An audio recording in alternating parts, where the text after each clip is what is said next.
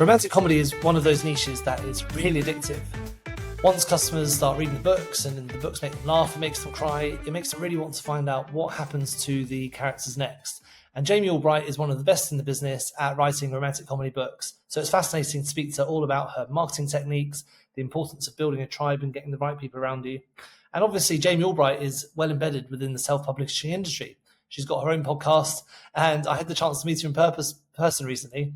And it was amazing to meet her in person because she's exactly like she is on her podcast. Very chatty, very bubbly, really fun to be around. So this is a really interesting episode all about how you can market your romantic comedy books, how you can find that audience, how you can build your newsletter, what you do with that newsletter, and much, much more. Hi everybody, and welcome to the Publishing Performance Show. I'm here with Jami Albright, who's a romance comedy author from Texas. And she's also a podcaster at the Wish I'd Known podcast, which is a podcast all about writing for authors. Thanks for joining us, Jami. You're welcome. I'm so happy to be here. Thanks. So she's all the way from Texas today. We've had quite a few Texans on this actually. So how hot is it where you awesome. Yeah. So tell us a bit about your journey as a writer.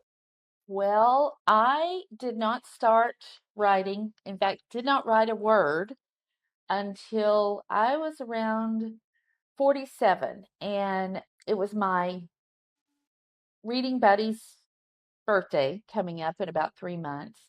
And we had moved, and so we were staying. She was really kind of my lifeline. And so I was like, I really wanted to do something special for her. And I had never written before. I'd always had stories in my head, but never written because I have terrible grammar.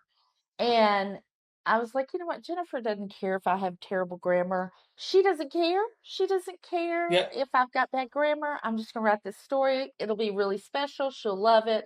And I started writing and quickly wrote myself in a corner because I didn't know what I was doing.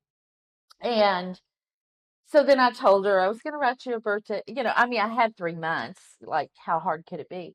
But I told her that was the timeline you set for yourself, was it? I've got 3 months to get this done. Yeah. Within probably 2 weeks, I'd written myself in a corner and didn't know how to get out of it. So I told her I was going to write you a book for your birthday, but I don't know how and everything. And so she said, nope, now you have to. So we sort of loosely talked about what would be a funny fish out of water story, which actually turned into my very first book, which was Running from a Rock Star. But it was one of those things where, I would write a little bit and then I'd put it away, and then I'd write a little bit and put it away. And then my computer crashed and I lost everything. I had about 30,000 words, I guess, and I lost everything. Oh, no. We couldn't retrieve it. I was like, well, I'm not an author. Anyway, I sort of let it go, and I turned 50, and I was with my family, and I said, I think the only thing I regret is in 50 years is not finishing that book. And they're like, well, you should do it. You should finish it. And I was like, no way, I'd have to start over, and I'm not doing that. And I don't know, a couple of months later, my youngest daughter came in and said, Mom, I found this flash drive in my car, and I think your book is on it. And it was 20,000 words of the 30-ish thousand that I had written. And I thought, you know what? It's now or never. If I don't do it now, I won't do it. And so I joined Romance Writers of America. I started going to meetings, and that was in January of that year. And I, in May, decided that I needed to go to the critique group that they offered. And, from January to May, I pretty much just talked about writing, as one does. And so then I went to the critique group, and I didn't know you were supposed to email your pages. I thought you were supposed to, pass them about. And I printed off my 10 pages and passed them out to the people. And we're at this little restaurant in Texas that it's a chain, and it's called Panera Bread.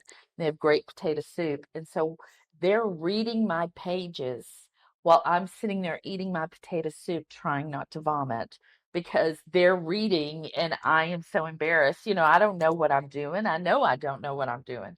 And one woman actually did throw the pages on the table and say, I don't know if I can do anything with this. And I'm like, oh, well, that's fine. And A couple of other ladies, though, said, no, wait, this is funny. I want to know what happens next. Like, there are problems for sure, but this is funny. I want to know what happens next. So they start talking amongst themselves about how the story could be better, what needed to happen. I had them in a room for 10 pages and they never interacted. So they're not even talking to me necessarily. They're talking to each other, and I'm furiously taking notes. And I leave and go home and I fix it. I fix it as well as I can according to to what they said as far as like content and structure. I couldn't fix the grammar really yet. So that was okay.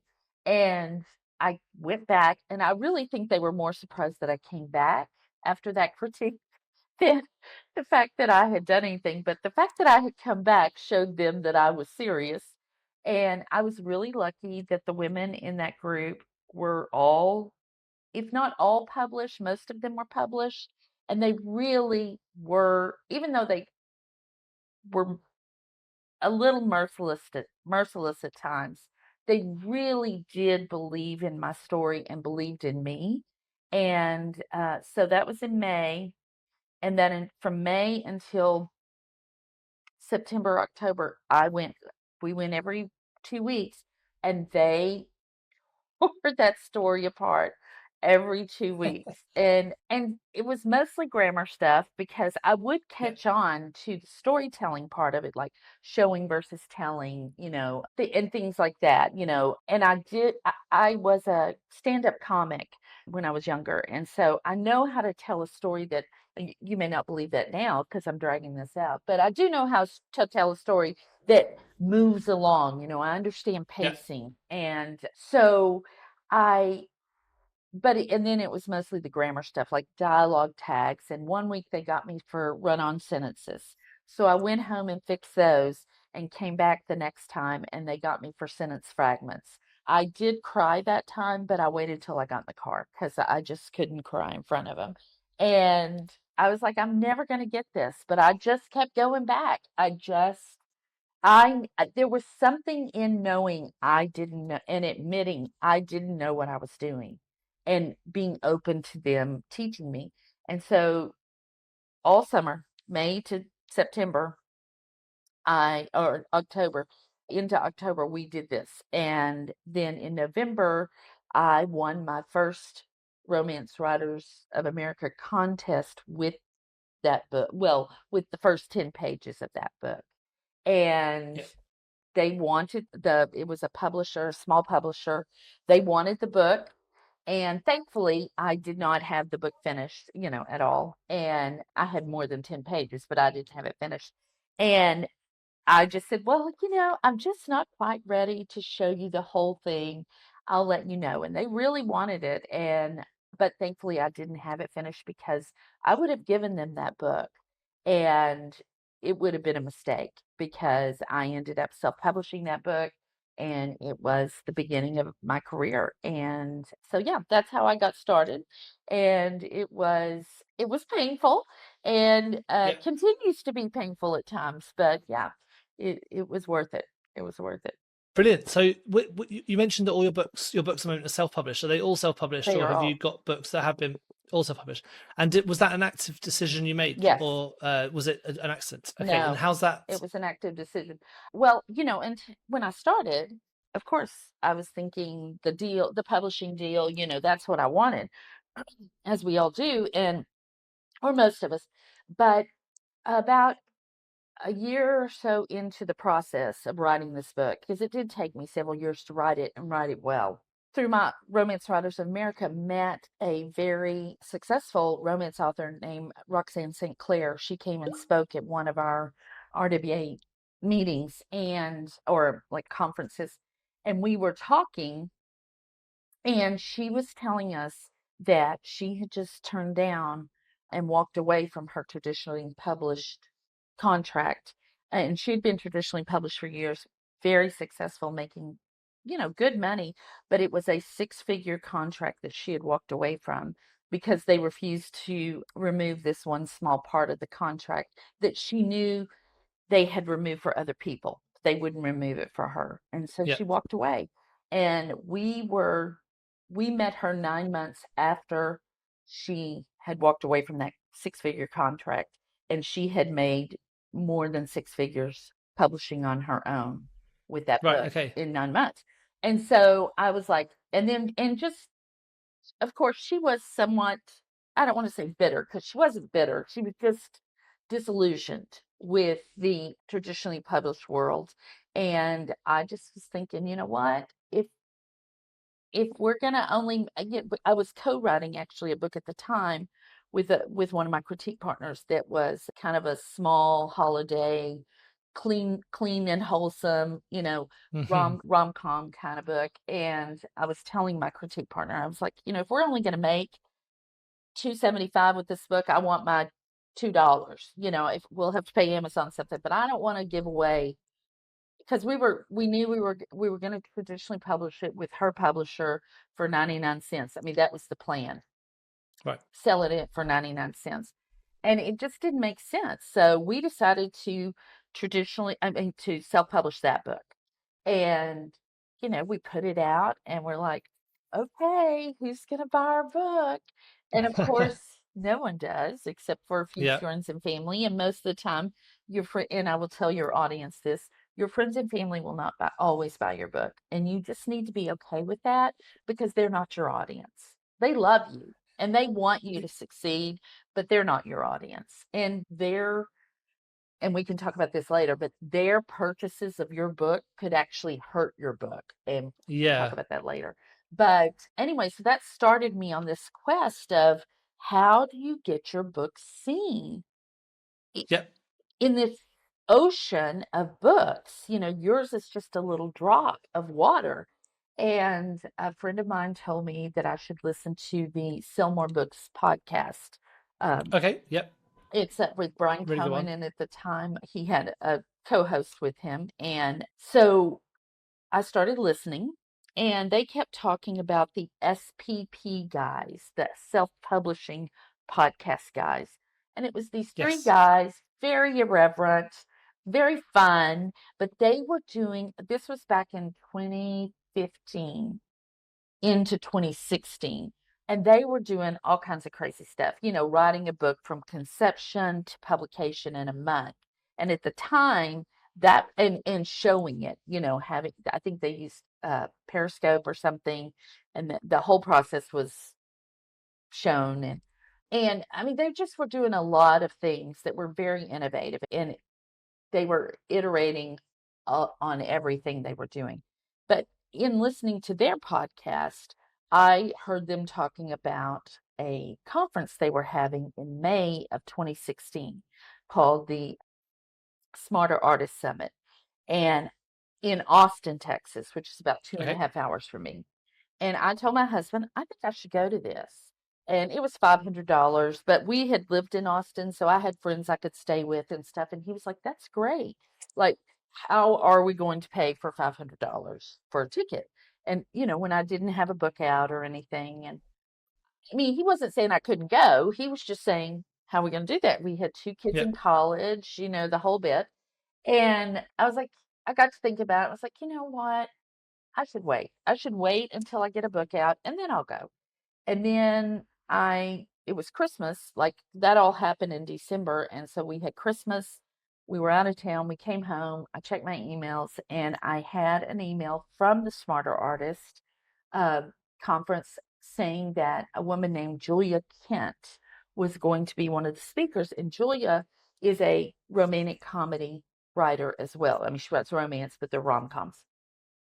And I had never met Julia, but I felt like this was my sign from God that I was supposed to go. So I returned all my Christmas gifts, and while we were gone, I got a mileage check that I had forgotten about, and I paid for my ticket to the Smarter Artist Summit.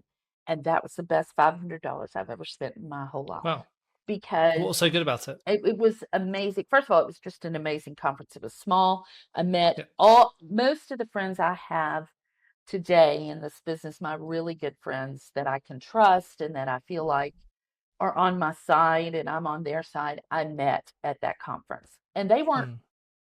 I can only think of one, maybe two that write romance. The rest of them, but we were all in this together kind of thing.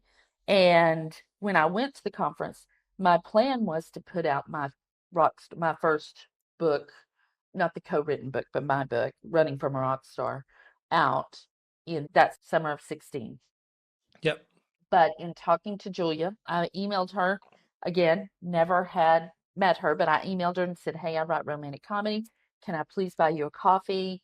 If you've got time, I'd love to speak, just pick your brain for a minute." And she was so gracious. She said, "Absolutely." So we talked, and she really recommended I wait to put out that book till I had she and one of the leaders of the conference both happened to be sitting there when we were talking, and they both said, "Yeah, you need to wait until you have 3 books." Well, I didn't have 3 books. I write really slowly. And so, but I did wait. And they also suggested I learn this business of self publishing. Yep. And so I spent a year learning the business of self publishing, listening to every podcast I could get my hands on, and taking all the free courses and free, because we were really not we were broke. I mean, we really had no extra money for self-publishing, because who knew if it was even gonna, I mean, it was just this thing Yeah, I it's a bit was of a risk. doing. And while my husband was supportive, I mean, reality is reality. And to the point where I sold plasma to pay for my edits for my book, because that's how important I really felt like a professional editor was. Even Yep. though the book was pretty clean because my critique partners had been through it and stuff, I still felt like I needed an editor. So I sold edits, I got a professional cover, and then I gave myself time to build an email list before I put the book out, which I did. Okay. Let's go back to the sort of your writing technique. So because we'll come to those marketing bits in a bit. But so with your writing, you're all sort of your rom-coms mostly. Like in your first books, you're like the Running From series. Mm-hmm. What was your inspiration for like writing about brides on the run? Well, they're all runaway brides, and there was no inspiration, I will tell you. I wrote the first book, and it's a Wake Up in Vegas married Yeah. rom-com. She runs away back to Texas, and then and in that book, though, I did write 2 other characters that another book could be about, because I mean, if you read, that's kind of that standalone in a series sort of thing is what readers like. And my critique partners and I were talking about what the next book should be, and one of them said, "Well, I think Luann should be a runaway bride." And I was like, Okay. "Yeah, I love that idea, but Scarlett's kind of a runaway bride too." And we all went, "A runaway bride series," and that's how it was born. And so it was born after the first book was written, pretty much. Yeah. And so that's how it came to be. Was it always romantic comedy you were going to write about, do you Yes. think? Yeah, it was Yeah. always romantic Yeah. comedy. When we moved from Austin to Houston, my kids were in school, Yeah. and I had spent I think I was like 44, 45 when we moved, and my kids, I had spent almost 20 years in Austin cultivating friendships and relationships with people. And they were the kind you want your whole life, those Yeah. just great, great friendships. And so we moved. My kids were upset, but they quickly made friends here. My husband had his work.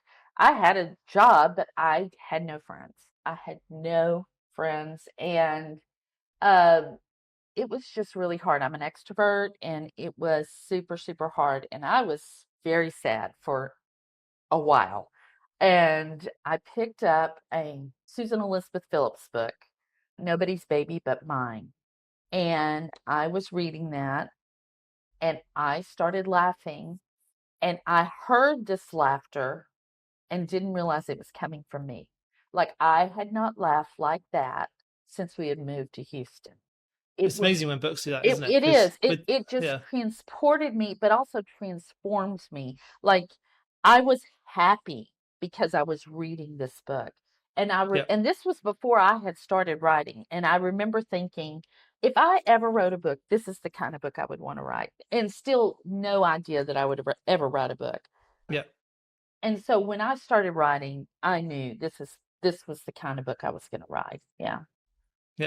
It Amazing. fits my voice. Rom-coms fit my voice, or at the time, they fit my voice really well. Yeah. I grew up in a small town.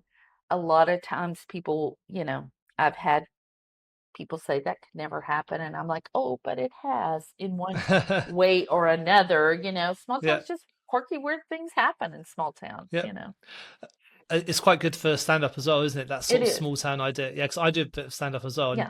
that idea of like talking about the minutiae of something that Yeah. happens in somewhere that is a bit weird, Yeah. then it's quite a way of I doing it. know, and it's hard not to make small town characters caricatures, Yes, because so hard. honestly, in life, they are a bit of a caricature, but Yeah. so that's the You're like, why is trick. there an old man walking around being racist? It's Yeah, because, well, there actually was an old man there walking around being was. Yeah, racist. yeah. Yeah. So anyway, yeah. So Yeah. that's why romantic comedies for me right now. Yeah. I read before that you love Outlander, and I that my do. wife, yeah, we're obsessed with Outlander. We've watched the TV, not the book so Oh, much, but I don't really watch the show, even though I love the show. I have watched it. I love who they cast as Jamie. I think yeah, they got that spot my on. my wife's obsessed with him. Yeah. We won't talk about that.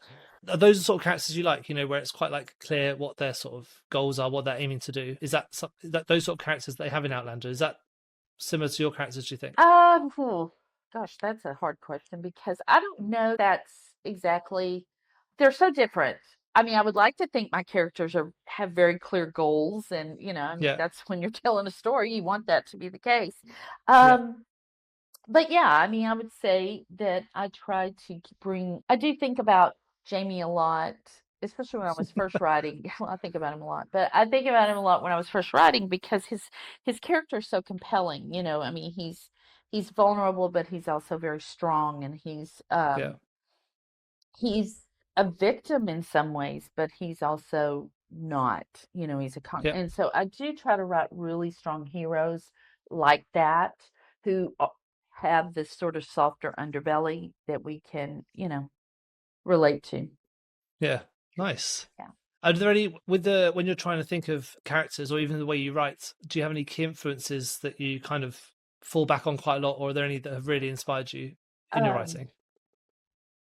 well, Susan Elizabeth Phillips, just her characters, the way she writes them, Yeah, they're just so real. Even though they yeah, are crazy, they they are so real. So that's really, I think for me, that's one of the best. Lucy Score, I love her characters too, yes, and yeah. Great. She's amazing, Lucy yeah, Score, isn't she? Lizzie is. Yeah, She's a friend of mine, and she's amazing. But yeah, I mean, before I started writing, yeah, I would say those are the ones that the I two main think ones. about. Yeah. Yeah, yeah. Oh, nice. So go back to what you said before about editing. So did you hire an external editor, Yes. and what was that process like? I had been in am in the 20 books to 50K group, but I got in Ah, it yeah, when there were only 4,000 people in it. And yeah. so Just the people that don't know, it's a big Facebook yeah, it's a community yeah, that help people to write 20 books basically, and that the aim is that you can make money from having 20 books. right, right. So when I was in that group, because it was smaller, I met some people. I met this one woman in a promo that we did, which is how I built my newsletter. That's how Yeah, it started.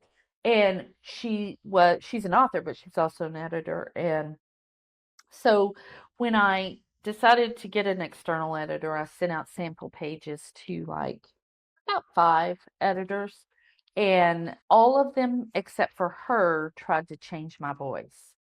So when you're writing rom-coms, and I would say even small town rom-coms, or any kind of rom-com where you have unique characters, I think you got to be real careful because with your editor, because you do not want them changing your voice. Like in dialogue, my characters do not speak in complete sentences, or they speak in run-on sentences, and people were trying to change that, and or change the wording of something, of something I said that's really kind of a colloquialism to my small towns. And I did not want those things changed. And so Serena was the only one who did not change my voice. So for people who haven't like written novels maybe before, what's that editing process look like? How does that work? So she does my copy line edits. I do have Yep. someone who does a developmental edit now because I'm no longer in the critique group. When I was in the critique group, I didn't feel like I needed a developmental editor because I had the critique group, you know. Yep. But so my entire process is I write the first draft, I send it to a developmental editor. They look at it. They tell me where the holes are, where the problems are, and send it back. Then I write it, rewrite it several times, a couple of times. And then once it's as good as I can get it, I send it, excuse me, I send it to my copy line editor. Okay. Serena. And they're checking for like spelling and yes, Serena Clark, but she does a heavy copy line edit. And because she's been with me from the beginning and she knows my voice and she knows characters and she knows my audience, she will come back in and like, as an example, in my book, Homecoming King, my developmental editor had said that there was a part in the Black moment that she didn't feel real comfortable with because the hero curses at the heroine. Or not at the heroine, but he uses a cuss word, a pretty strong curse word in their interaction. And she was like, that just feels aggressive for your books. That's what my developmental editor said. And I was like, well, you're a Kiwi. I mean, you're from New Zealand and you're real sweet and you don't understand this. It's a football book. You know, he's a football player. You don't understand like football in Texas and all of this. And I didn't say that, but that's what I was thinking. So I left it in and sent it to, then did the book, sent it to my developmental editor. I mean, my line editor, Serena. And Serena is also from Australia. And she said the exact same thing, not knowing that Laverne had said that in the developmental edit. And again, I was like, you guys are just too sweet. You don't understand how real Texas men talk, you know, all this stuff. Anyway. You guys must swear pretty badly if you think an Australian thinks you're swearing too much. Well, it's New Zealand. But she just felt like the way this hero, she was like, I'm afraid your audience will miss the point of what he's saying, which is showing this really vulnerable side of him because he is coming back at her with this swear word. And I was like, well, I'm going to leave it in. And I left it in until the last minute, and then I took it out. And I'm so glad I took it out because she was right. She was right. I mean, in looking at some of the comments and some of that scene is really pivotal. And I do think it would have lost something had I not left it out. So she does, you know, grammar. She does, thank God. She does grammar. She does all of that. But she also gives me kind of a heavy copy line edit with some developmental stuff that maybe, not that I've missed, but that if she thinks I can go deeper, or if she thinks I've gone too deep and I don't need to go that deep, she tells me. I don't always take her advice, but a lot of times I do because she does know my writing and me and my audience so well. Yeah. Yeah. Oh, cool. And then after that, I do a proofread. I have someone proofread. So. Right. So it's quite a lengthy process, I guess. So yeah, because a lot of people just have one editor. Yeah. Which one's more important if someone's on a bit of a budget, they're just starting out? Copy line. Yeah, just to make sure the grammar and everything's in there and making sense. Yeah. Cool. Yeah, for me that would be it, because you can, like, I did not use a proofreader the first few books because I had ARC readers, and I still rely heavily on ARC readers because I feel like they catch a lot of things, because I mean, you can have a proofreader and they're still going to miss stuff. I mean, it's hard. Yeah. But if I only had a certain amount of money, I would definitely try to do the copy line edit. Yeah, because with the ARC stuff, the ARC editors, readers, so you can usually get them for free if you can get the right contacts. And you can build that up. Yeah, especially most of my books are nonfiction, so I find it relatively easy to get it because there's loads of people interested in topics. Correct. But there's loads of people who are happy to get free books who just love reading, just want to get stuff. Right. Yeah, a place like Free Booksy, really good place to get that sort of thing. Right. Obviously, because your books are completely self-published, what you have to do your own marketing and all that. Yeah. So, have there any been particularly good marketing strategies that have worked for you? Yeah, as we talked about earlier, building my newsletter before I Yes. published was Yeah, let's talk about that. probably, looking back, the best thing I ever did. And I did that through a promotion that in the 20 books to 50K group, someone was doing a preview promo, which was just the first some few chapters. I did 3 chapters. One person did 6 chapters of their book. I did 3 chapters because I wanted it to end on a hook. So in that promotion, we did not make them sign up before they got the book. They read the book, they read the preview, then decided if they wanted to sign up. And I think for me that was a really good option because I only got people who wanted to be on my list. And I got 81 people or something like that. And I was thrilled because I had 0. And so 80 people, I'm like, this is amazing. But then I was doing some PA work for another romance author who was a pretty big name. And she was doing a full book promo with a bunch of authors. And she asked me if I wanted to put in my preview. And I was like, well, it's just a preview. And she said, no, that's fine. So, and on there it clearly says it's a preview. It's on the cover and everything. It clearly said it was a preview. But those people did have to give their email address before they got the preview. But Yep. most of the authors in that promo wrote pretty similarly to me. Maybe not complete romantic comedy, but lighter romance and stuff. And so I had 1,200 people on my email list before my first book came out. So Brilliant. that all happened about 6 weeks before the book came out. And I immediately sent them an email after I got them on and said, hey, this is me. Good to, so glad to meet you. Here's something hilarious that's happened to me. And it was this crazy story about how I had thought I had gained a bunch of weight in just like a few days because I had accidentally put on my teenage daughter's pants that were just like my pants. And I got them buttoned, God knows how, and they were 5 sizes too small, but I got them buttoned, but I like spent the entire evening thinking, what have I done? Like, I just wore these pants. What has happened to me? And realized that they were my daughter's later because I didn't have on my reading glasses when I got dressed. And anyway, so it was a very crazy story, very funny. But I wanted them to understand this is what you're getting from me. If you don't Yeah. like this, then you can go. It's totally fine. But how do you use your newsletter now? Do you have particular types of content that you like to push out, or are there any ways you use it to make money On my newsletter? apart from like just the selling books? No, it's just my books. I do offer, like, from the beginning, I did newsletter swaps because I had this 1,200 person newsletter. That was enough for people to be willing to swap with me.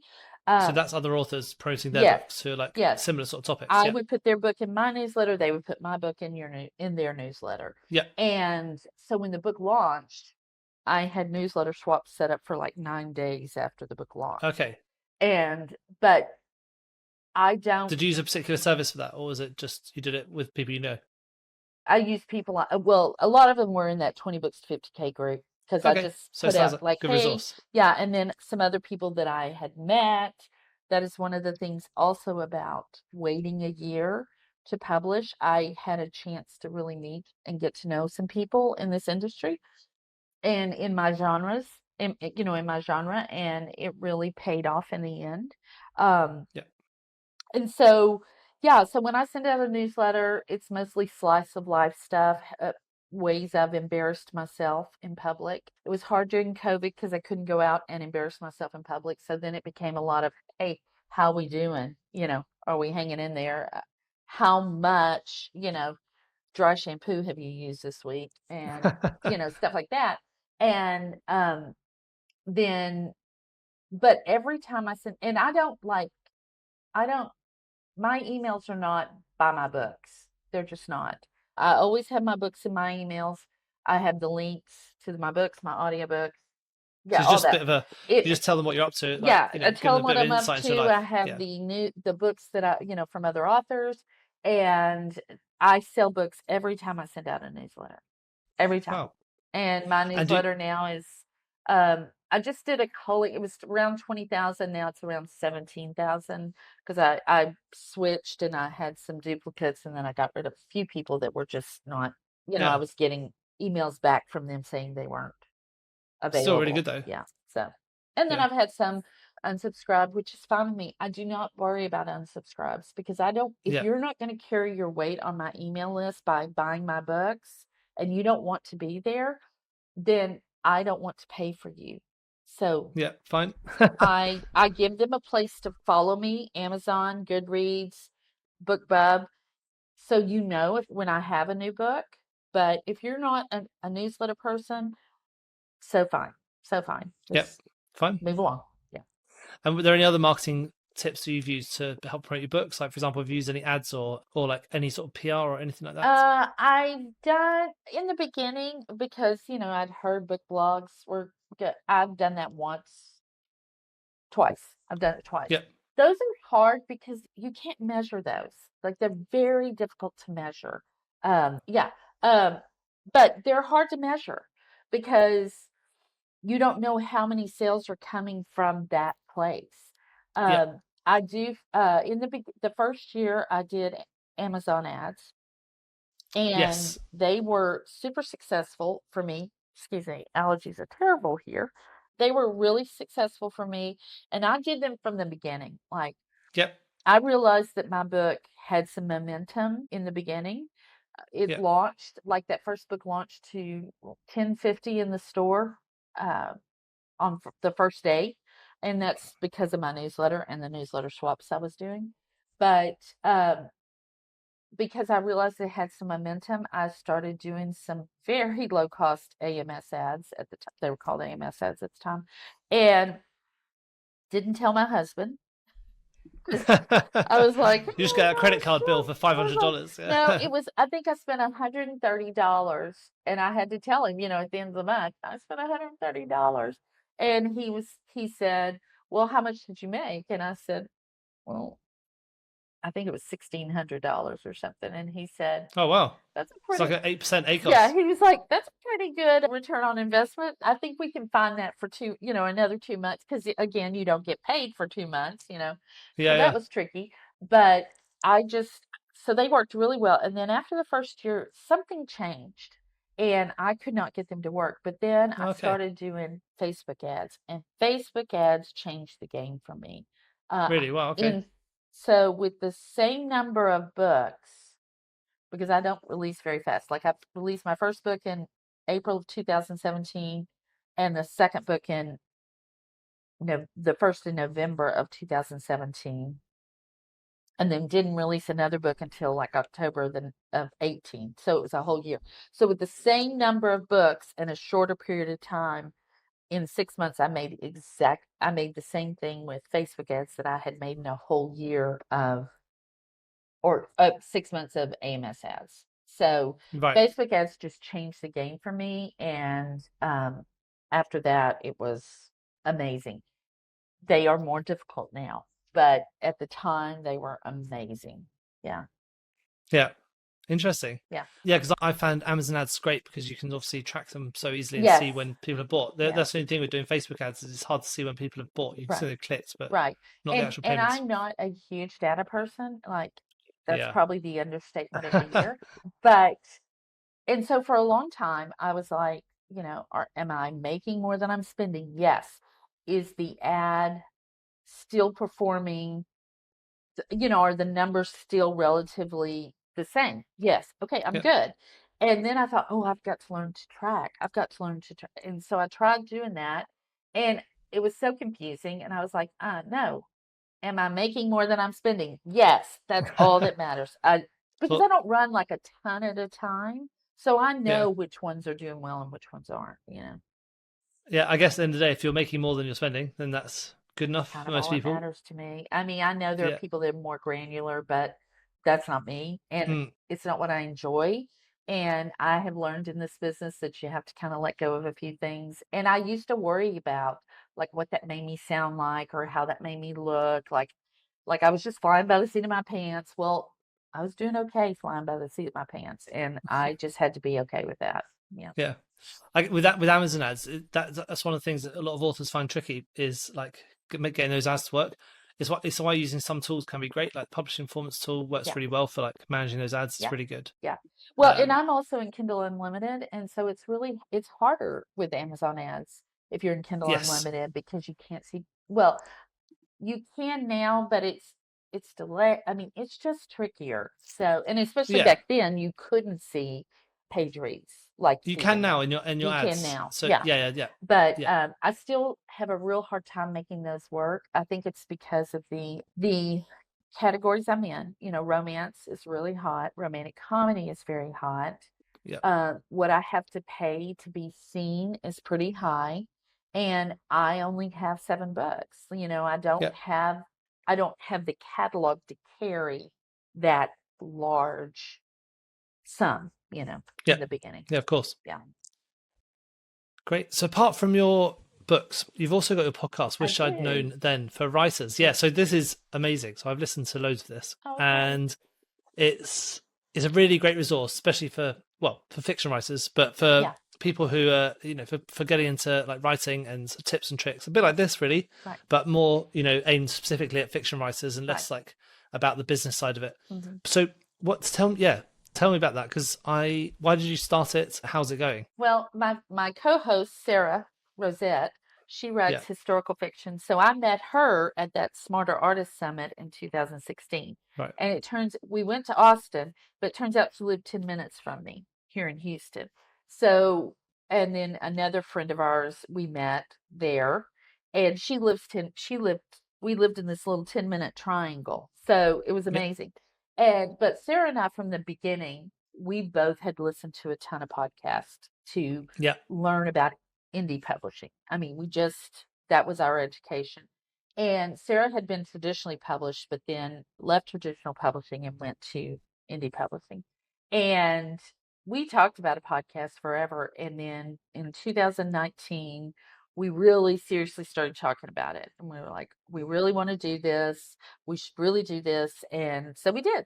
And we got some really great advice from someone named Becca Syme. I don't know if you're familiar with her. Yes. I'm speaking to her in a few weeks. Yeah. Oh, you'll love her. And so Becca is brilliant, and she has her own Better Faster Academy and YouTube page and all of that. And so we came up with like a name that was the Indie Author Podcast. And she was like, no, like you need something better. So that's when we came up with Wish I'd Known Then for writers. You know, something that really talked about what we were going to do. And so we recorded quite a few episodes before we started, and our first episode aired in January of 2020. Right. Little did we know, what was going to happen. And thank God we had that podcast, because it really carried me in particular through COVID, because I am an extrovert and it was so difficult for me to not be around people. But we say it's our love letter to this industry, because we learned so much from podcasting. We want to give back. And I would disagree a little bit in that it's not about the business side. I think it is more. I think it is.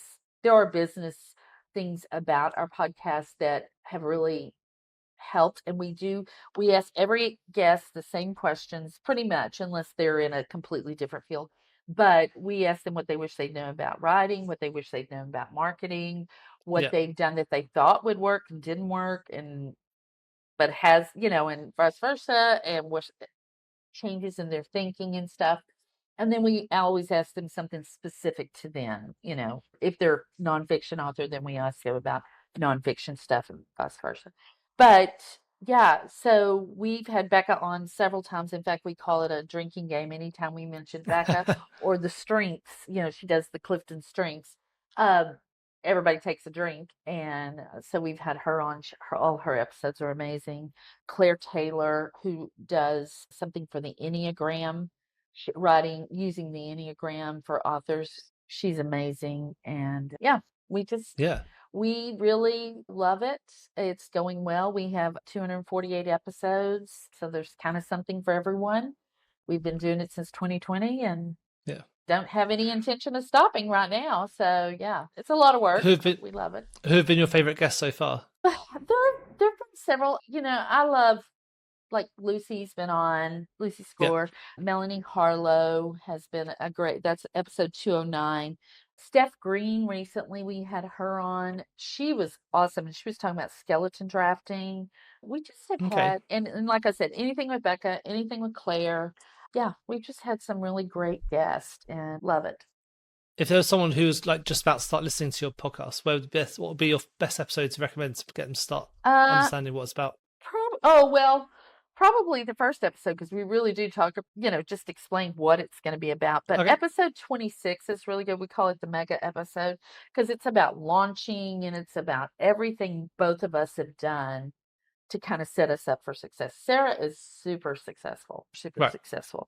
And she's the person, like, she did Kickstarter before anybody, well, not before anybody, but she was one of the first ones to do Kickstarter. Did great. Like, she always does things first, and I'm like, okay, I'll try now. And I am not the innovative one. She is. And so our personalities are very different. So if I'm too much for some people, Sarah's just right for them. It's right. Yeah. Great. That's amazing. What's your plans for the podcast? Have you got anything coming up?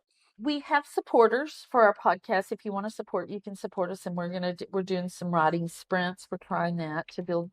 We have a Facebook page. We just are doing more of the same, just finding interesting, cool people to talk to and finding out what they wish they'd known when they started out and what they would do different and if they would do anything different. One of my favorite questions, it's the last question we ask everybody, is what have you done to set yourself up for success? And I just feel like that's such a great question because there's always something, and it's usually not earth-shattering. It's not it's just either being consistent or being positive or, being around the right people or whatever. So yeah, nice. So obviously you think networking is quite important for writers. I think it's the number one thing. For me, it's meant the difference between success and failure. Really? So that would be the answer to your question if you're asked that. Yeah. In fact, I think it is. We've asked each other, Sarah and I have sort of interviewed each other, and I've used that before because it's just been so vitally important to me. Yeah. So what's the best ways for people to do some networking? Because I know a lot of authors especially are quite like introverted. They like sitting in their rooms typing and like not conferences aren't necessarily for everyone. So have you found that sort of network? Like groups are always good, like the 20 Books group. That's such a huge group. But there are other there's so many groups, Facebook groups that are genre specific or with and if you don't find one or it's too big or whatever, start your own. I mean, like, how hard is that? I remember Brian Cohen talking about how he did a lot of networking because he would volunteer to put these anthologies together for authors and stuff like that. And I remember thinking, that is so smart. Like, he's the one wanting to, willing to do the work because other authors want to do stuff. They just don't want to do the work. So if you're willing to do the work and let's say, put a Facebook group together and moderate it or whatever, people will come. And so that's a good way. I do think conferences are a good way. And I do think it's important to push those limits of what you think you can do because I'm telling you, everyone I've ever talked to that was like, I didn't want to come and I was really nervous, go and they meet some people and they're so happy they went because the fact is we compare our insides to other people's outsides, and that's not a fair comparison because everybody's faking it. I mean, everybody is faking it. And so everybody's got that insecurity. Everybody is worried that somebody won't like them or think they're weird or think they look weird. And if you just know that, then it's a lot easier to meet people. What are some of the favorite conferences you've been to? I mean, I hear a lot about the 20 Books, which is now the Author Nation one, but 20 Books was one that I went to in the beginning. Right, currently one of my favorites is Inkers Con in Dallas. Great. Alessandra Torre, she has a group, and that's a great group to get involved with too, is Inkers on Facebook, and it's Inkers, Yeah. Inkers. If you can't understand my Yeah, we'll pop a link to it in the show yeah, notes. thanks.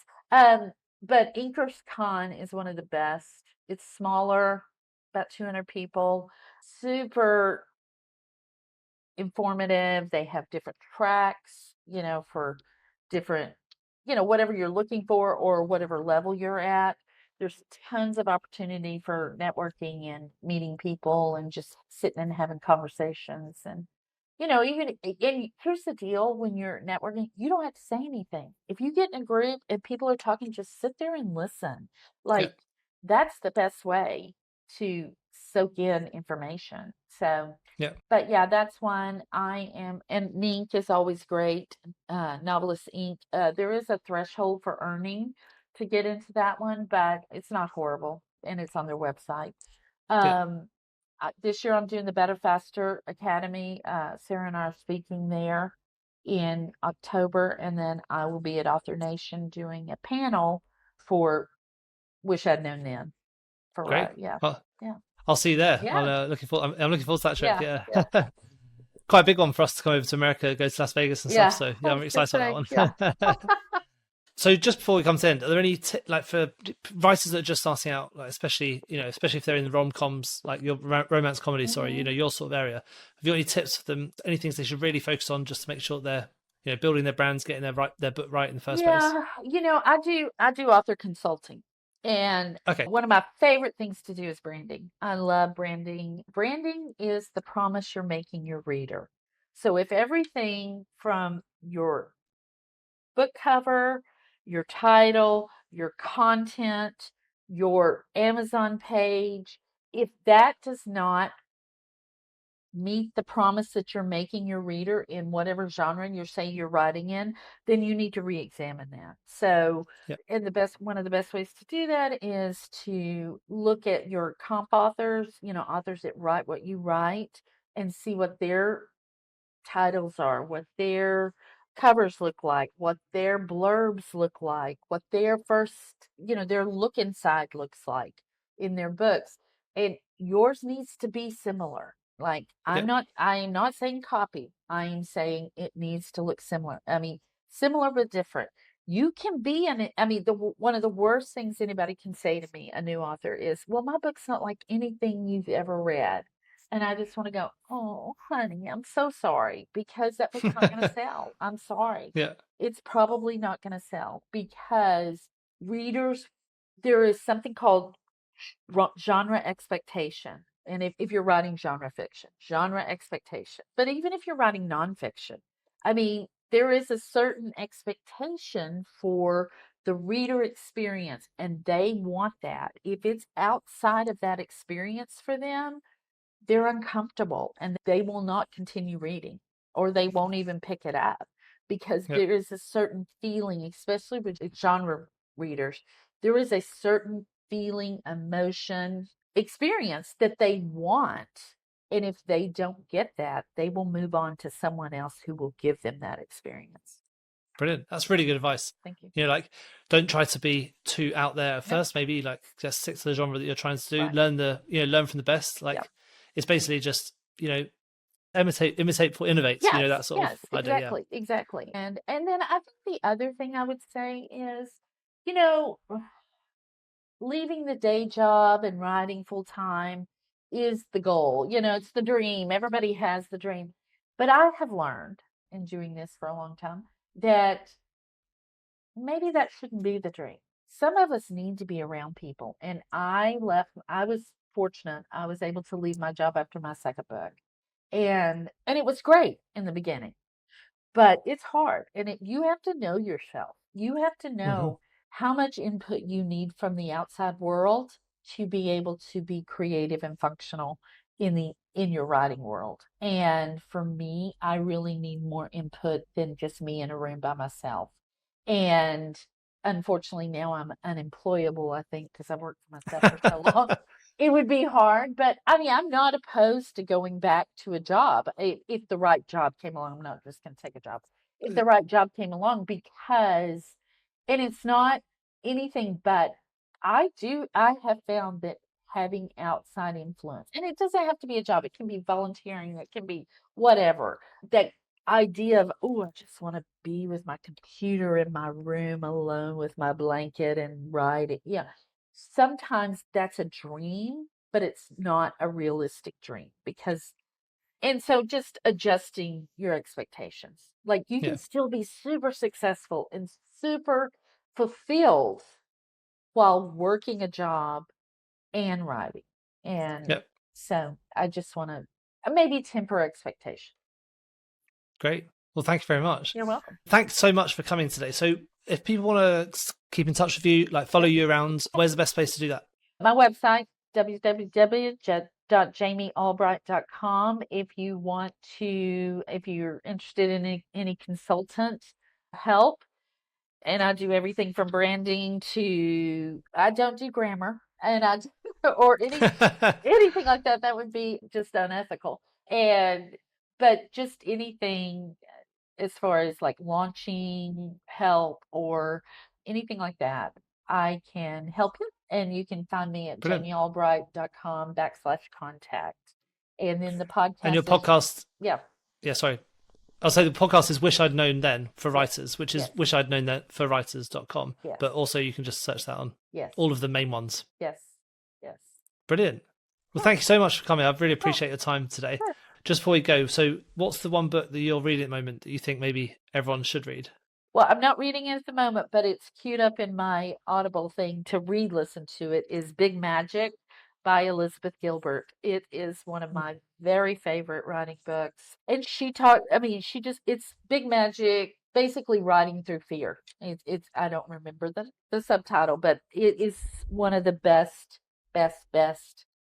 books on creativity and writing that I have ever read. And I read it about once a year reread it about once a year because it's so good. Oh, great. That's nice to have a sort of the less famous book from a famous author as the recommendation. I really like that. So thank you very much. Yeah. Well, it was great to speak to you. I really love your podcast, so please keep going. I find it really inspirational and it's really good listen. So everyone should subscribe to that now. But hopefully I'll see you at Author Nation. And thanks. Sure. No problem. All right, speak soon. Thank you so much for tuning into the Publishing Performance Podcast. I really hope you found today's episode inspiring. I love chatting to authors, writers, and people in the publishing world. Now, just before we wrap up, let me tell you about Publishing Performance, the #1 platform for authors who want to increase Amazon book sales, but are not really sure where to start. Now, this show is all about helping you to sell more books. And if you're looking to boost your publishing game and to maximize your book's potential on Amazon, then Publishing Performance is designed to help authors just like you to grow your readership and to reach a much wider audience. Now, I know that Amazon ads can be slightly complicated, which is why Publishing Performance is like having a personalized ad account manager to create your ad campaigns, to choose your best keywords, and to make adjustments in real time. Now, if you're investing in ads, you really want to make sure that your investment is being used effectively. And Publishing Performance does just that. It aims to make your budget go further, improve your organic rank, and target keywords more effectively. Just go to publishingperformance.com to get started with Amazon ads for just $1.